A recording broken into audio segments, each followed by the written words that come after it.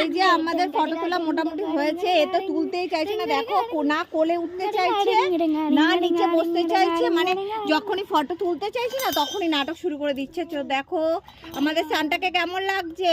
সানটার প্যান্টটা না ছোট হয়ে গেছে জানো তো, জামা কিনতে গিয়ে আমাদের মানে নাজেহাল অবস্থা, ওর সাইজে জামা পাচ্ছিলাম না, হয় ছোট হয়ে যাচ্ছে নয় বড় হয়ে যাচ্ছে। তো এইটা হলো আগের বছর আমি কিনেছিলাম, দেখলাম একদম ছোট ছোট হচ্ছে, আবার লাল প্যান্টের সাথে একদম ঠিকঠাক হয়ে গেছে, আর প্যান্টটা হয়ে গেছে ছোট। ওর জন্য আমার খুব মন খারাপ লাগছিল যে ওকে আমি সানটা সাজাতে পারবো না।